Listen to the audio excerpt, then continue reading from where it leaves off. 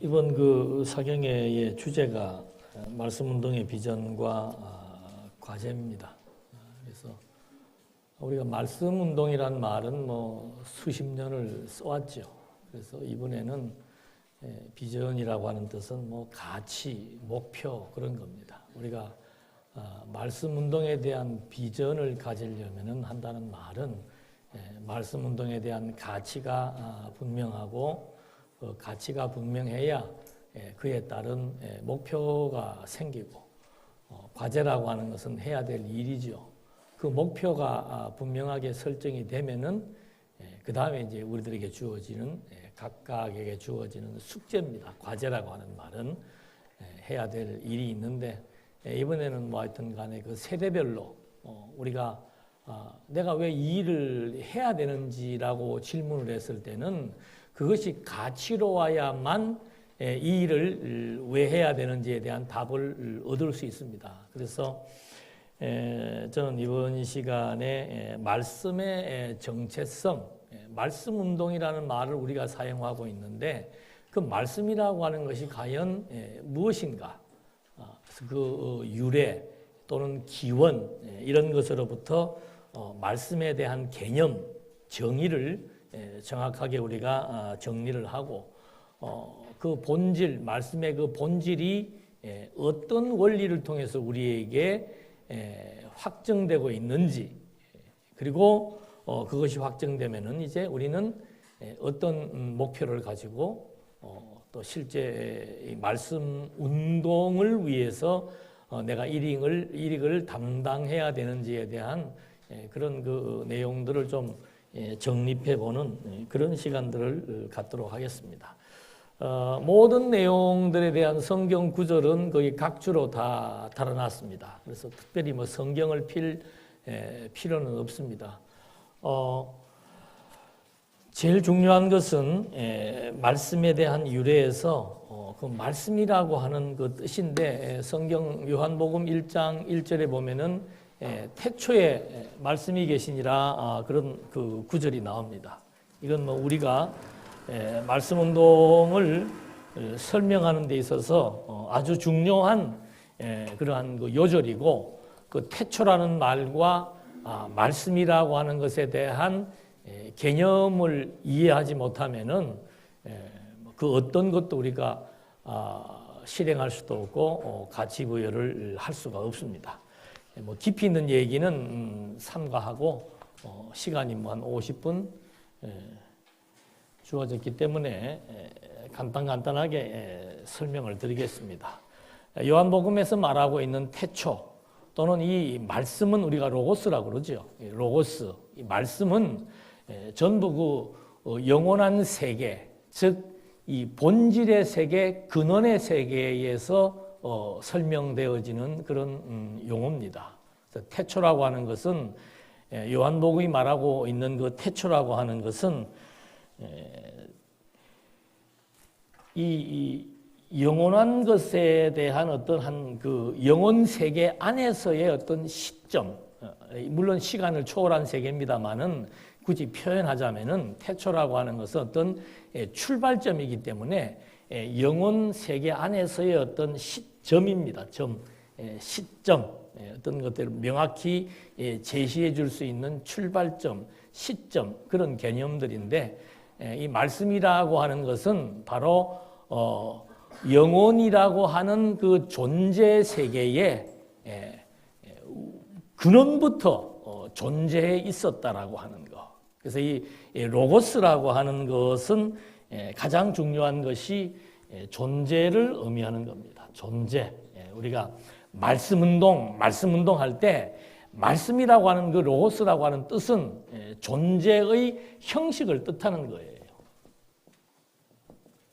모든 이 영혼 안에서 주어지는 요 시점으로부터 이렇게 보여지는 이 세계가 우리가 살고 있는 피조 세계입니다. 그러니까 우리가 볼 수 있는 것은 이 피조 세계를 보는 건데 말씀이라고 하는 것에 대한 기원은 이 피조 세계의 가장 근원적인 출발점, 시점 거기에서부터 존재한 이 피조 세계의 모든 것들을 존재하게 하는 어떤 존재의 본질, 근원, 그런 것들을 함의하고 있습니다. 조금 어려울 수 있겠습니다만은 하여튼 개념 정리를 해야 되기 때문에 그래서 이 뜻을 찾아보게 되면은 존재의 형식이라는 것이 이제 일반적으로 로고스를 설명할 때 말하고 있는 그런 어원이 됩니다. 존재의 형식.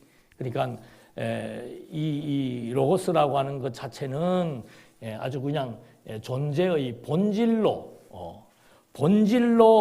존재해 있다가 이 본질이 그 다음에 말씀이라고 하는 것이 본질로 이렇게 존재해 있다가 가장 처음에 나타난 창조, 그래서 그 도표에 보면은 말씀 창조 그랬습니다. 하나님께서 말씀으로 창조했다 그러죠. 그것이 어떤 언어나 소리를 뜻하는 게 아닙니다.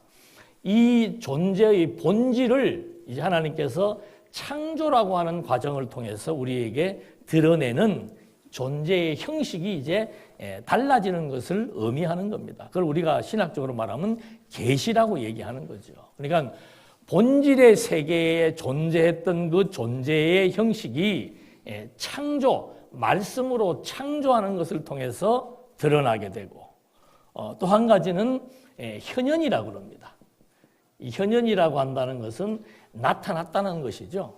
그래서 이 계시, 드러내어 보여주는데 가장 절정의 계시는 바로 뭔가 신이 인간의 몸을 입고 나타난 그걸 이제 성육신이라 그럽니다. 인간의 몸을 입고 나타난 그 현현, 이것이 이제 말씀의 현현입니다. 또는 말씀의 도래입니다. 그래서 예수님께서 말씀으로 오셨다라고 하는 이제 그런 설명이 요한복음에도 나오는데 이 모든 존재의 근원되는 이 말씀이 창조를 통해서 우리에게 보여주고 현현을 통해서 그리스도를 통한 현현을 통해서 보여주고 세 번째가 이제 운동입니다. 운동, 말씀 운동이에요. 그 운동은 바로 이제 그리스도가 승천하시면서 우리에게 보내주겠다라고 했던 성령을 의미하는 겁니다. 그러니까 성자를 통한 존재의 형식을 보여주었고 성령을 통한 존재의 형식을 보여주고 그 다음에 창조를 통해서 존재의 형식을 보여줬다. 창조라고 하는 것은 바로 이 본질을 시간, 공간, 형상화해서 우리에게 보여주는 겁니다. 그러니까 창조가 아무것도 없는 것이 뚝 나타난 것이 아니고 바로 그 본질의 세계를 이렇게 눈으로 볼 수 있는 현상의 세계로 드러내어주는 이것이 말씀에 대한 형식의 변화입니다. 그래서 우리가 말씀운동 그럴 때 우리가 기본적으로 알아야 될 것은 뭔가 말씀운동이라고 하는 것은 존재의 본질을 의미한다. 또는 영원한 본질을 의미한다. 이것이 첫 번째 개념입니다. 그래서 이걸 이제 다른 말로 또 풀게 되면은 영원한 뜻으로 존재한다. 또 이렇게도 말할 수 있습니다. 영원한 뜻으로 존재한다. 이 영원한 뜻으로 존재한다는 것을 뭐 여러 가지로 설명할 수 있겠습니다만은 가장 우리가 쉽게 이해할 수 있는 방법은 뭔가 하면은 에베소서 1장 2절로 6절까지의 말씀이 영원한 뜻으로 존재한다라고 하는 것에 대해서 우리가 설명할 수 있는 아주 쉬운 방식이 될 것입니다. 그래서 여기에서도 보면은 나와 있는지 모르겠네요. 근데 여기 이제 요약을 하면은 에베소서 1장 2절에서 보면은 창세전이니까 이 세계를 뜻하는 거죠. 창세전 영원한 뜻으로 존재하신 하나님의 그 뜻의 내용이 뭐냐? 그게 이제 창세전 영원한 뜻의 내용을 바울이 설명을 하는데 바로 그리스도를 통해서 그리스도 안에서란 말은 그리스도를 통해서란 뜻입니다. 그러니까 영원한 하나님의 뜻은 뭔가 하면은 첫째로 당신의 아들 그리스도를 통해서 이 피조 세계의 영원한 본질을 우리에게 보여주겠다는 겁니다. 그게 말씀이에요. 그래서 에베소서 1장 2절에 나와 있는 대로 그리스도 안에서 무엇을 이게 신령한 복입니다. 이제 다음 시간에 말하겠습니다만은 왜 하나님께서 아담을 창조하고 아담에게 뭘 줍니까? 복을 주죠. 또 노아에게도 복을 주지요.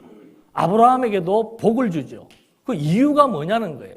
하나님께서 무조건 지어놓고 그냥 복 주고 하시는 게 아니고 그 복을 주었다라고 하는 것은 바로 영원한 본질의 세계를 약속대로 그리스도를 통해서 우리에게 보여주시는 말씀의 형식이라 이 말이죠.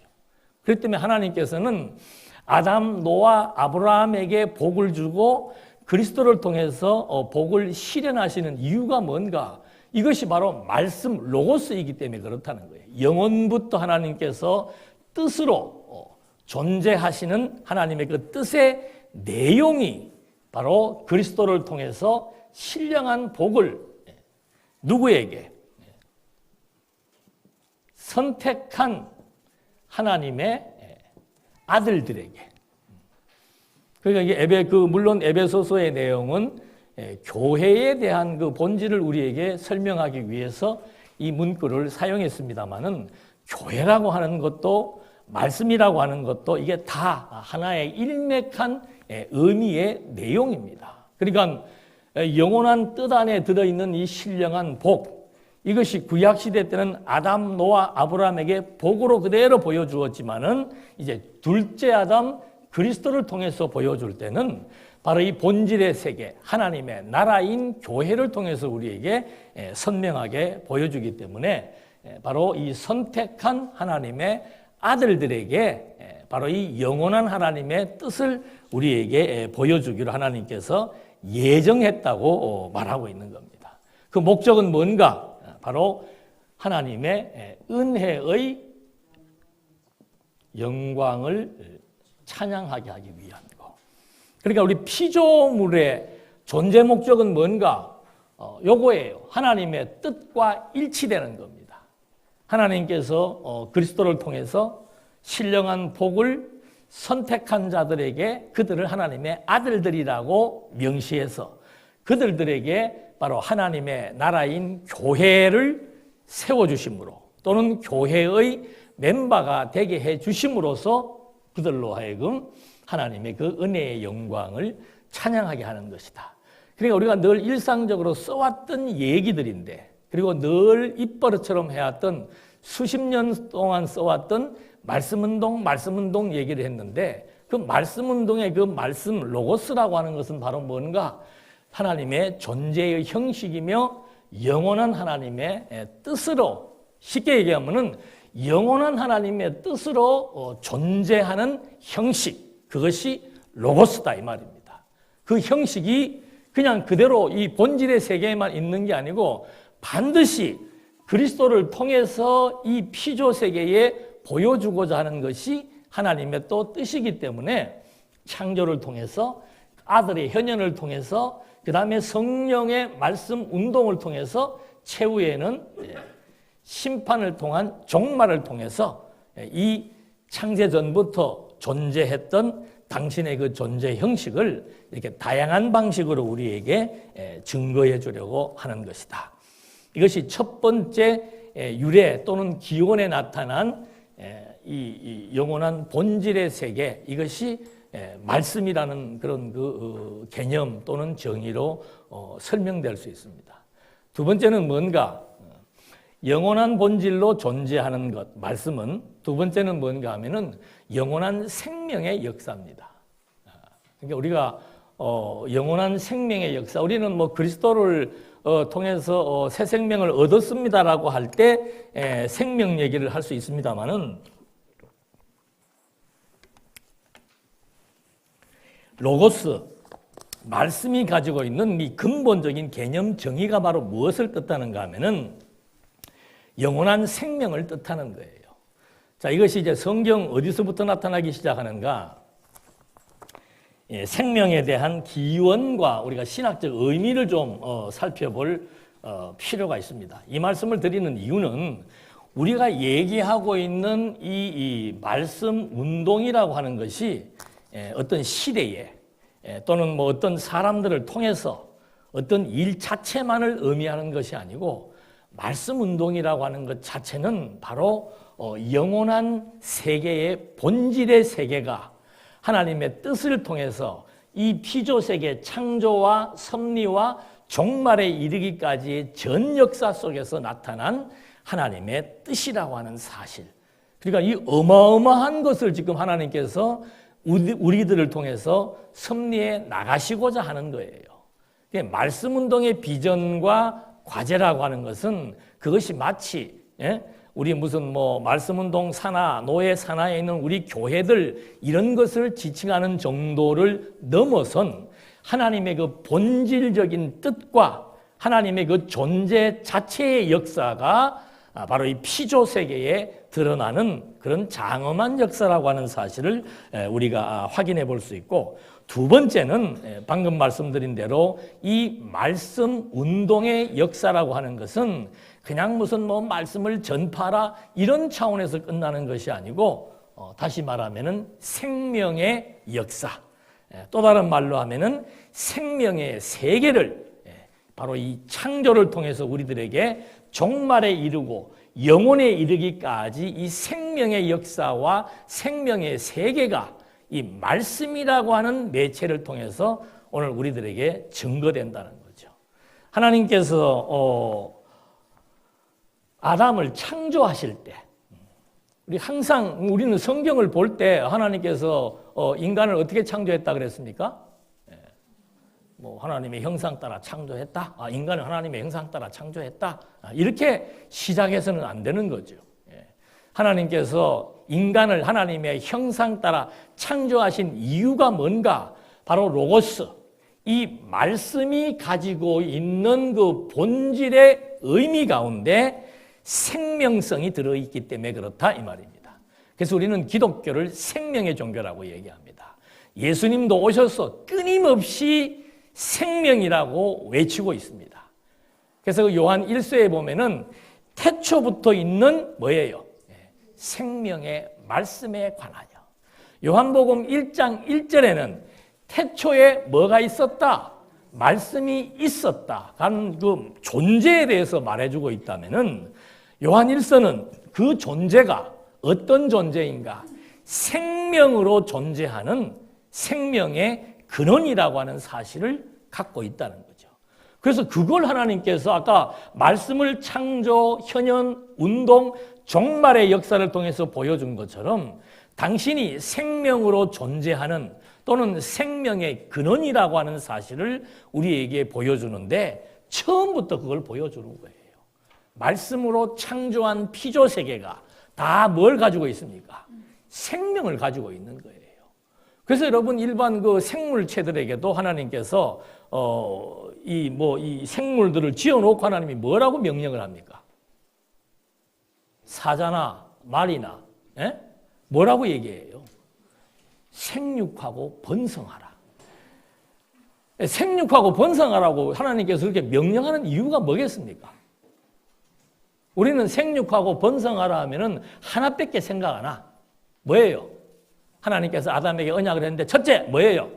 생육하고 번성하라. 둘째 그것만 기억을 하지 왜 하나님께서 짐승을 만들어 놓고도 그 다음에 사람을 창조해 놓고 생육하고 번성하라고 말했냐 이 말이에요. 사람을 어떻게 창조했다 그랬습니까? 하나님의 형상이라고 하는 것, 그리고 하나님의 생기라고 하는 것은 다 실이나 한마디로 말하면 뭐예요? 하나님의 생명이에요. 그러니까 이 피조물에게 생명의 근원, 생명의 본질 되시는 하나님의 그 생명의 기운을 이 피조 세계에 하나님이 불어넣었다 이 말입니다. 그 이유는 바로 뭔가? 하나님이 바로 영원한 생명의 근원, 생명의 본질, 그리고 이 영원한 세계는 무슨 세계다? 생명의 세계이기 때문에 그렇다 이 말입니다. 밑도 끝도 없이 우리가 예수 믿으면 어떻게 돼요? 구원받고 영원한 생명에 이릅니다는 말이 예수를 믿음으로부터 시작되는 사역이 아니에요. 말씀이 가지고 있는 그 개념, 의미가 영원한 생명을 뜻하고 있기 때문에 말씀으로 존재하신 하나님께서 이 피조 세계를 창조할 때도 반드시 무엇이 있는 생명이 있는 세계로 하나님이 창조하시는 거예요. 그래서 인간을 창조할 때도 흙에다가 뭘 집어넣는다고요? 하나님의 생명의 기운, 그것이 원어로 풀면은 여러 가지 뜻이 되겠습니다만은 근본적인 의미는 뭔가? 우리 인간을 하나님의 이 생명, 본질로 존재, 생명의 근원 되시는 하나님의 생명의 기운을 우리에게 불어넣은 거예요. 그 생명의 기운은 어떻다? 죽는다, 안 죽는다? 정신을 우리가 집중해서 생각을 해야 됩니다. 이 생명이 죽어요, 안 죽어요? 안 죽어요? 할 말이 있겠죠, 그렇게 얘기하면. 우리 권사님은 손까지 막 흔들면서 얘기를 하셨는데, 하나님께서 인간을 당신의 형상과 이 형상도 나중 가면은 그 생명의 의미를 담는다고 말하고 있습니다. 형상과 생기로 창조하신 것은 바로 영원한 생명의 근원 되시는 당신 말씀을 우리에게 계시하신 한 형식이라 이 말입니다. 자, 이 생명체를 만들어 놓고 하나님이 제일 먼저 하신 약속이 뭐예요? 제일 먼저 하신 약속이 이제 너무 어렵게 얘기하니까 아는 것도 대답을 못하네. 이런 인간을 만들어 놓고 하나님이 제일 먼저 하신 약속이 뭐예요? 왜 생육하고 번성하라 했겠냐 이 말입니다. 이 생명은 어떻기 때문에? 영원한 생명이기 때문에 이 생명이 영원한 생명이라고 하는 것을 우리에게 보여주기 위해서 자, 육을 입은 아담을 만들어 놓고 그 아담에게 첫 번째 명령이 뭔가? 생육하고 번성하라 이 말입니다. 그 내용은 이제 다음 시간에 또 말씀을 드리겠습니다만은 생육하고 번성하고 땅을 정복하고 다스리라고 하는 이 약속은 물론 성경을 해석하는 해석학적 원리에 있어서는 그건 언약으로 우리에게 명시되었습니다만은 그 세부적인 내용들은 내용들대로 다 신학적으로 중요한 의미를 담고 있다는 거예요. 말씀의 정체성에 있어서 말씀이란 뭔가? 영원한 존재이신 하나님을 뜻한다. 또 말씀이란 뭔가? 영원한 생명을 뜻한다. 영원히 존재하시는 하나님의 뜻, 그리고 영원한 생명, 그 말씀으로 창조하셨다는 것은 바로 생명체로 창조했다는 것이고 그 창조한 생명체들에게 생육하고 번성하라고 명령하신 이유는 바로 뭔가? 이 생명은 결국은 영원한 생명. 그래서 바울이 만물이 어디에서 나왔다? 여기 주에게서 나왔다는 뜻은 바로 생명의 근원으로부터 나왔고 그 생명의 근원에 의해서 살며 기동하며 존재하다가 그 생명의 근원이 가지고 계신 영원한 생명으로 복구하는 그것을 우리는 종말이라고 얘기하는 거예요. 그러니까 우리가 이 지금 시간 속에 세계 속에 살고 있고 시간이 지나간다고 말하고 있지만 사실은 내가 이렇게 나이를 먹어가는 것은 어떤 세계로 가는 겁니까 지금? 불멸의 시간으로 가는 거예요. 불멸의 이순신 그러죠. 멸함이 없는 생명이 죽는 것이 없는 영원한 생명의 세계로 진입하는 과정이 우리가 세상 말로 하면은 늙어가는 과정이란 말입니다. 그래서 바울은 육신이 후패해지고 육신은 낡아지되 이상하게 속에 있는 것은 어떻게 된다고 그래요? 속에 있는 생명은 자꾸 더 자라난다는 거. 그 자람의 의미가 바로 뭔가? 영원한 생명으로 영원히 존재한다라고 하는 뜻이에요.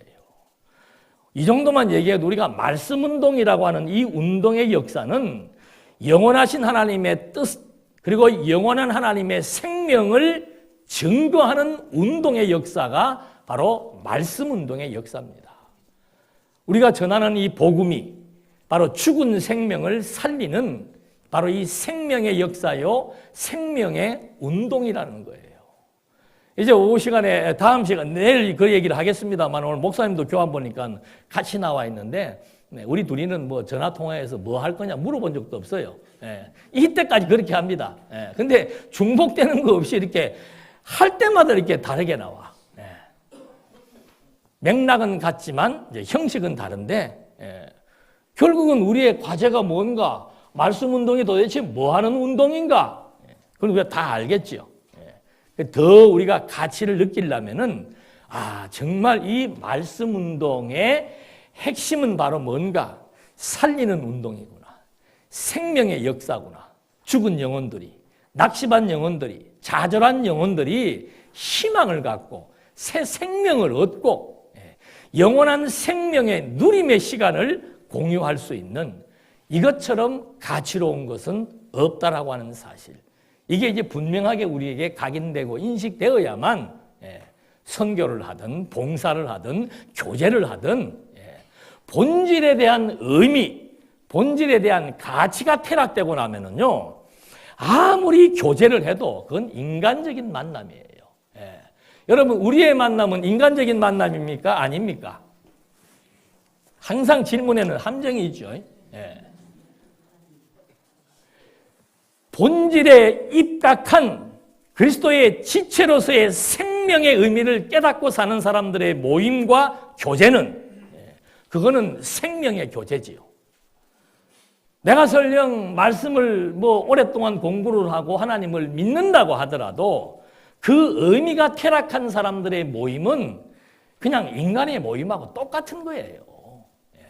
밖에서 바라볼 때는 뭐 지금 여기 지금 담당 여기 있는 사람들이 볼 때는 어느 교회에 와서 하는구나 하는 정도지, 뭐 이 안에서의 이 운동이 생명의 운동이다, 영원한 존재에 대한 확증이다, 이런 거를 알 리가 없는 거죠.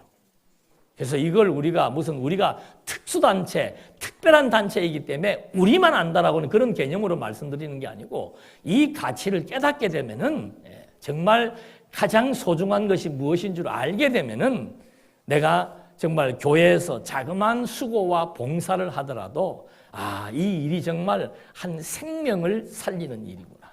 오늘 여기 와서 미리 준비한 우리 스태프들, 이거 준비하면서 내가 생명을 살린다고 생각했어요? 너무 어려운 질문을. 그래서 우리가 이게 조그마한 일인 것 같지만 이것은 정말 사람을 살리는 일입니다. 생명과 직결된 일이에요. 의사만이 우리의 생명을 다스리는 게 아니고 우리는 정말 이 본질의 생명을 하나님의 말씀 운동의 역사에 의해서 이 역사의 일익을 담당하며 살아갈 수 있다는 것은 대단한 가치가 아닐 수 없습니다. 그래서 하나님께서 아담을 창조할 때도 중요한 형상과 생기, 그리고 또 하나의 비밀이 있습니다. 하나님이 여자를 창조할 때, 아담을 창조할 때 하나님의 형상과 생기가 들어왔죠. 그래서 아담이 만들어졌는데 여자를 창조할 때는 어떻게 했어요? 왜 그랬을까요? 오늘 왜 이렇게 목이 마르죠? 왜 그랬을까요? 우리 따끈따끈한 신혼, 왜 하나님께서 여자는 남자의 갈비뼈로 만들었을까?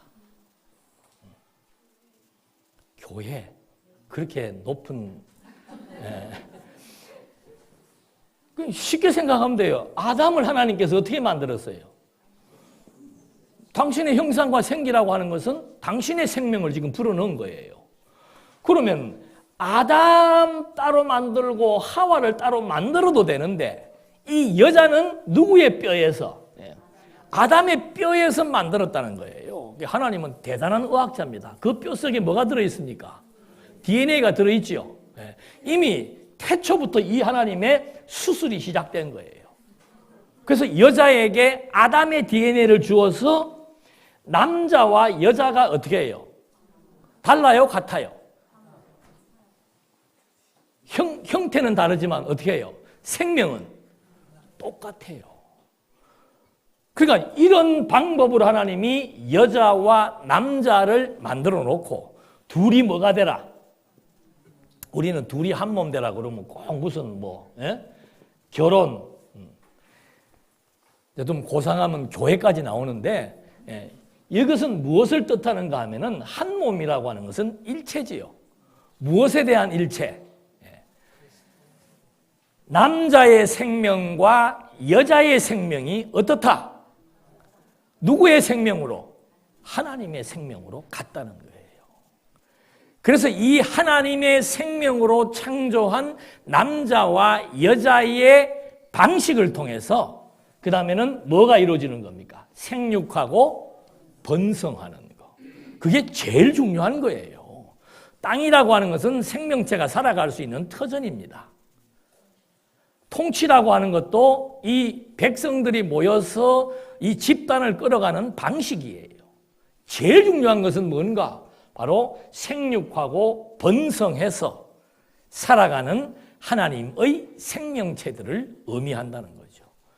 그래서 여러분, 아담을 하나님의 형상대로 만들어 놓고, 어디서 내가 한번 얘기를 한 것 같은데, 가인과 아벨이 나와가지고 가인이 아벨을 죽이잖아요. 여러 가지 복잡한 의미는 생략을 하고, 가인이 아벨을 죽이고 나니까는 하나님이 아벨 대신에 누구를 주어요? 셋을 주었죠. 어떻게 주었어요? 그 5장의 족보에 보면 정확하게 나옵니다. 하나님께서 셋을 주시는데 그냥 아담이 셋을 낳았더라 그러지 않고 하나님께서 아담으로 하여금 누구의 형상을? 하나님의 형상이라고 하신 분들은 성경책도 안 보시고 지금 대충 찝은 거예요. 하나님의 형상이 아니고 아담을 하나님의 형상으로 만들었죠. 그 다음에는 생육 번성하라고 그랬잖아요. 그래서 아담의 형상을 따라서 누구를 놓은 거예요? 셋을 낳았더라 그 말입니다. 그러니까 아담은 하나님, 아담, 셋, 그 다음에 이제 또 큰 인물이 누가 나옵니까? 노아. 자, 아담으로부터 노아 때까지의 이 선택한 하나님의 혈통은 한 혈통이라는 것을 여기서 보여주고 있습니다. 그러니까 하나님의 선택한 혈통이 이제 가인과 아벨로부터 나눠지기 시작을 하는데 이 혈통들이 서로 섞여가지고 구분할 수가 없어요. 그러면 안 되죠. 왜? 하나님께서 창세 전부터 영원한 뜻이라고 하는 것이 하나님이 선택해서 기쁘신 뜻을 따라 하나님의 아들들이 되도록 예정을 해놨는데 선택받지 못한 선택받지 못한 사람의 딸하고 선택한 하나님의 아들의 혈통이 섞여버린 거예요. 이건 하나님의 섭리의 패턴이 어긋나질 수밖에 없는 거죠. 그래서 이 인류를 다 하나님께서 쓸어버리는 거예요. 그만큼 선택한 혈통이라고 하는 것은 하나님 섭리의 포인트입니다. 그것이야말로 영원한 생명의 본질을 뜻하는 것이기 때문에 하나님께서 인류를 한번 다 쓸어버리고 노아의 식구들만 놔둡니다. 그리고 심판이 끝나고 난 다음에 9장에서 뭐가 나와요? 9장 1절부터 2절까지 뭐가 나와요? 또 아담에게 하나님이 창조해놓고 뭐 하라고 그랬어요? 생육하고 번성하라. 인류를 다 심판해놓고는 노아에게 하나님께서 뭐라고 약속합니까? 생육하고 번성하라. 물론 그 뒤에 약속 2가지가 더 있지만 지금은 한 가지에만 포인트를 맞추겠습니다. 생육하고 번성하라고 그랬는데 여기에 또 이상한 대목이 하나 들어옵니다. 저는 처음에 이것이 참 궁금했어요. 하나님께서 인류를 심판하시고 그 다음에 노아를 하나님이 식구를 구원해놓고 노아에게 생육하고 번성하고 땅을 정복하고 모든 생물들을 다 네 손에 붙였느니라. 이게 다스림이죠. 3가지 약속을 해놓고서는 그 다음에 나오는 내용이 뭐예요? 모든 생명체들을 어떻게 하라? 피채 먹지 말라는 말이 나옵니다. 난 이게 너무 궁금했어요. 뜬금맞잖아요. 생육하고 번성하라고 그러면 그냥 그렇게 하면 되는데 갑자기 여기에서 하나님께서 9장 4절에서 브레이크를 겁니다. 생명되는 피채 먹지 말지니라. 노아에게 그러는 거예요. 짐승을 먹더라도 생명되는 피채 먹지 말라. 그 다음에 내가 반드시 너희의 피, 곧 너희의 생명의 피를 찾겠다. 네가 짐승의 피를 먹든지 사람의 생명을 취하든지 하게 되면은 내가 반드시 그 사람의 생명도 취하겠다는 거예요.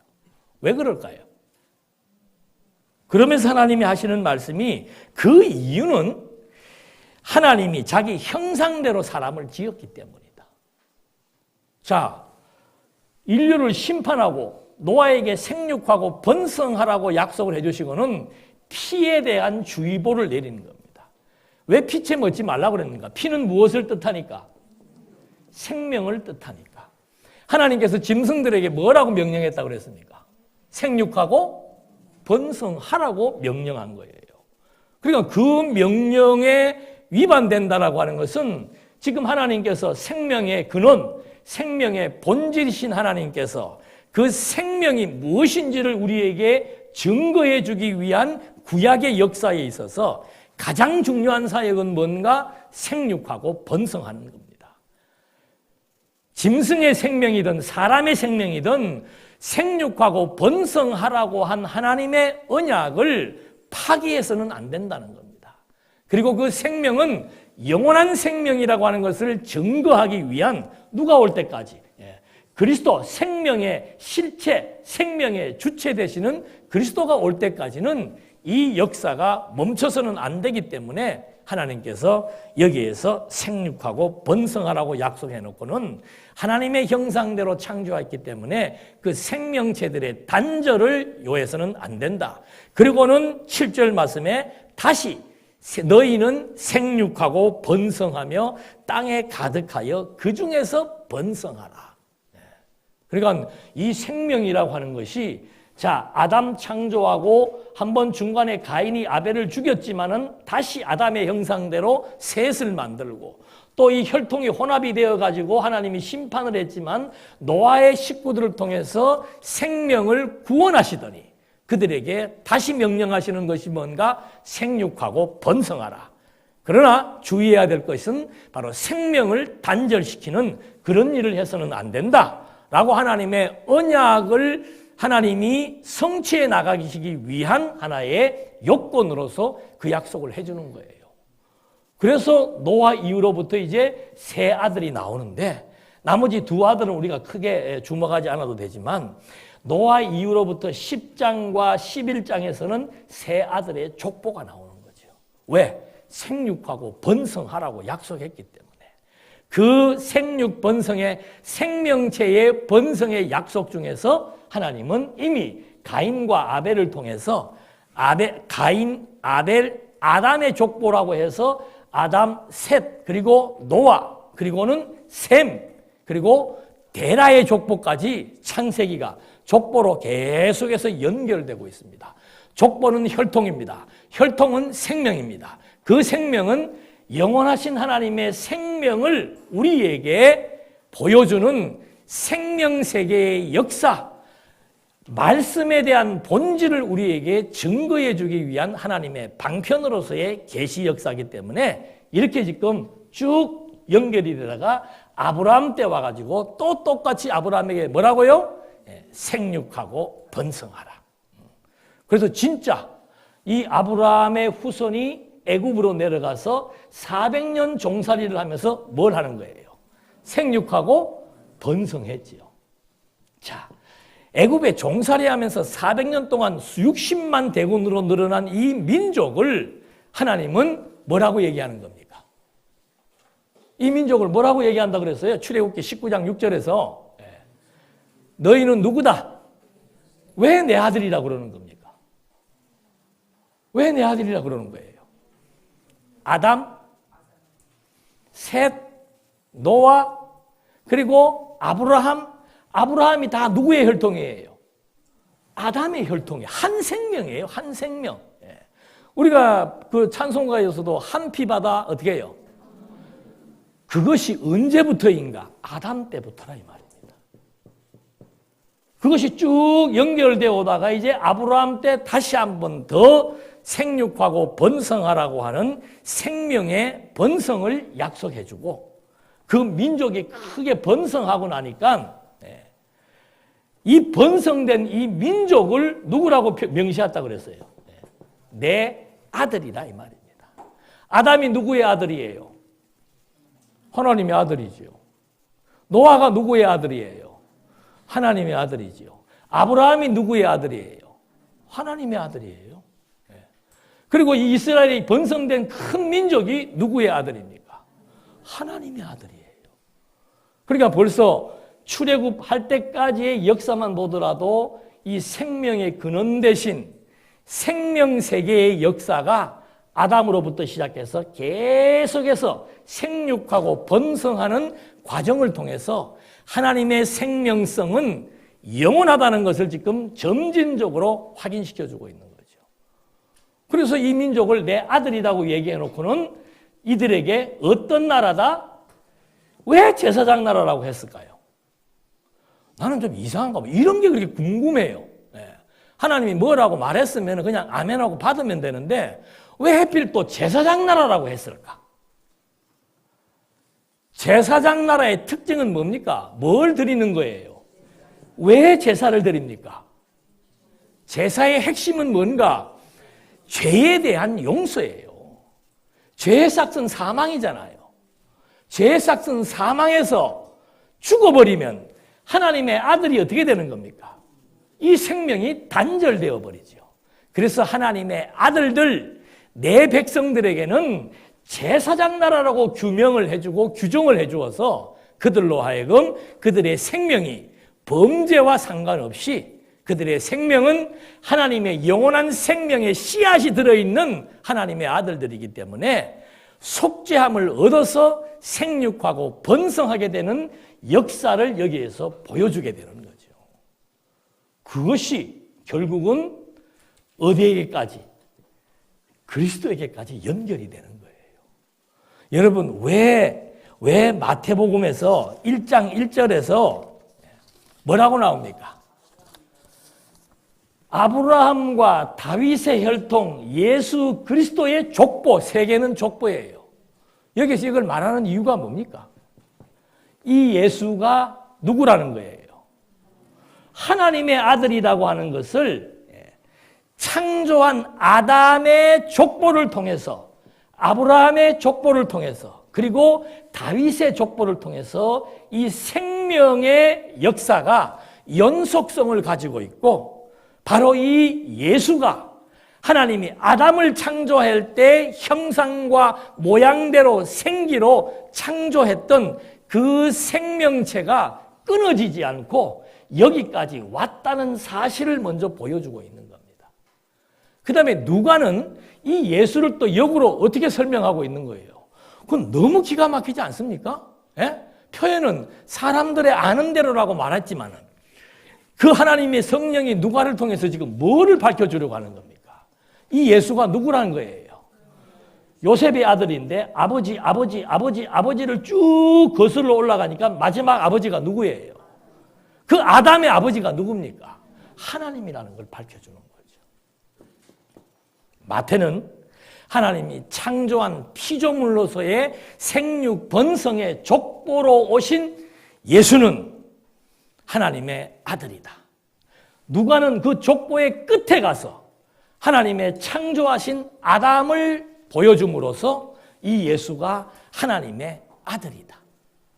그런데 요한복음에 가서는 바로 이 예수를 뭐라고 얘기하는 겁니까? 하나님이 세상을 이처럼 사랑하사 누구를 준 거예요? 독생자는 외아들이에요. 독생자를 주셨으니, 외아들을 주셨으니 이는 저를 믿는 자마다 어떻게? 멸망치 않고 생명이 끊어지지 않고 무엇을 얻게 하려 함이니라?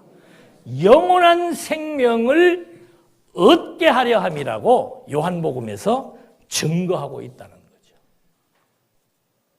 그래서 바울은 그 요한복음의 생명, 그래서 예수님도 나는 부활이요 뭐다? 생명이다. 내가 이것을 기록하는 것은 그를 힘입어서 생명을 얻게 하기 위해서 이 요한복음을 기록하게 했다. 그리고 사도 바울은 생명의 성령의 법이 이 아들을 통해서 주어진 생명의 성령의 법이 죄와 사망의 법으로부터 우리를 뭐 했다? 해방시켜서 자유와 생명을 얻게 했다고 말하고 있는 겁니다.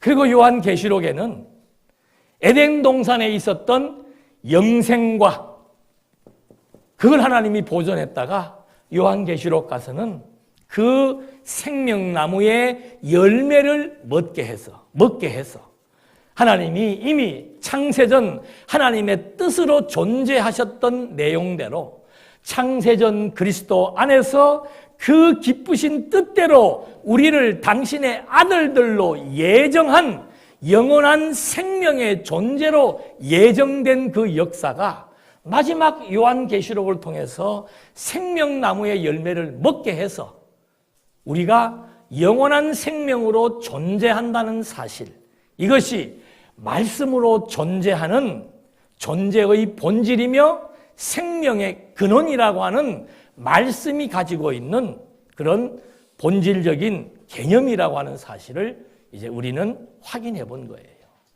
그러니까 말씀이라고 하는 것은 물론 언어도 말씀일 수가 있고 문서도 말씀일 수가 있죠. 그러나 그 근원적인 말씀의 개념이라고 하는 것은 영원하신 존재, 그리고 영원하신 생명, 그 영원한 존재께서 영원한 생명의 사역을 아담으로부터 시작해서 노아, 아브라함, 다윗, 그리고 요셉의 아들 예수 그리스도를 통해서 그 영원한 생명의 세계를 그리스도의 사역을 통해서 우리에게 펼쳐준 거란 말입니다. 이 역사를 이제 그리스도가 완성해 놓으시고 승천하신 다음에 성령을 보내셔서 이 생명의 역사가 언제까지? 다시 그리스도가 오실 때까지. 이 생명의 역사가 땅 끝까지 주어지는 그리스도의 약속이 최종적으로 주어진 중요한 선교의 약속이란 말입니다. 우리는 선교에 대해서, 전도에 대해서 그 너무도 중요한 가치를 몰라요.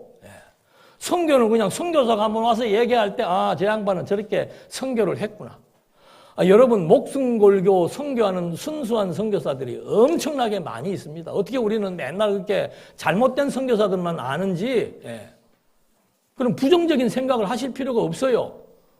속으면 속이는 사람이 나쁜 거지 속는 사람은 나쁜 게 아니에요. 우리는 그것이 하나님의 일이라서 하면은 그걸로 끝나는 거예요. 그걸로 사기를 쳤든 어떻게 했든 그거는 그 다음의 일이지요. 아이고 실컷 선교해보니까는 뭐 다 엉터리고, 그래서 선교할란다 안 할란다? 그건 우리의 범주가 아니라니까요. 왜 이제 내일 하겠습니다마는 여러분이 선교에 대한 역사는요, 예수님께서 그것도 제일 마지막 장면에 마태, 마가, 누가, 요한 한 군데도 빼놓은 데가 없습니다. 그리고 사도행전 첫 장면에서도 예수님은 승천하시면서도 다시 한번 더 확인시켜주는 내용이 뭐예요? 예루살렘과 유대와 사마리아와 뭐 하라고 그랬어요? 전파란 말, 이제 바른 말로 바꿉시다. 선교하라 그랬습니다. 전도하라 그랬습니다. 근데 우리는 선교와 전도보다는 무엇이 더 좋아요? 또 버릇이 나오는구만.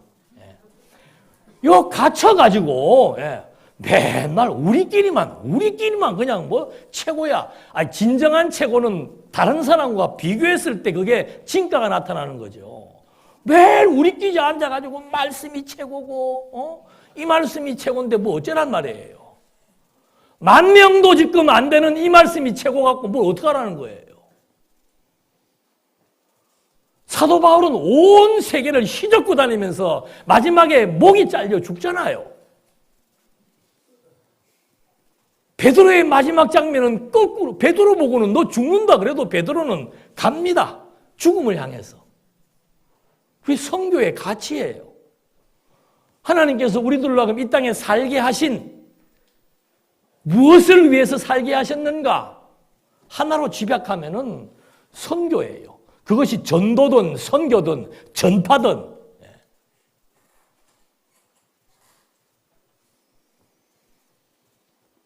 이 사명, 이 말씀에 대한 전파라고 하는 이 말씀은 바로 하나님의 존재, 본질, 근원을 의미하는 것이며 생명을 담고 있다라고 하는 것.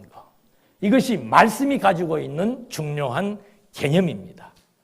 우리가 행하는 모든 일들이 가르치고 배우고 전파하고 승계하는 모든 일들이 결국은 하나님의 살아계심, 하나님의 존재, 영원한 생명으로 존재하시는 하나님의 세계를 함께 공유하며 하나님의 자녀로서 하나님의 생명의 기운으로 살아가는 하나님의 아들의 존재로서의 진정한 가치의 역사라고 하는 사실을 이제 오늘은 첫 시간이니까 맛만 보고 내일 아침에 하나하나 나머지 부분들을 확인하도록 하겠습니다.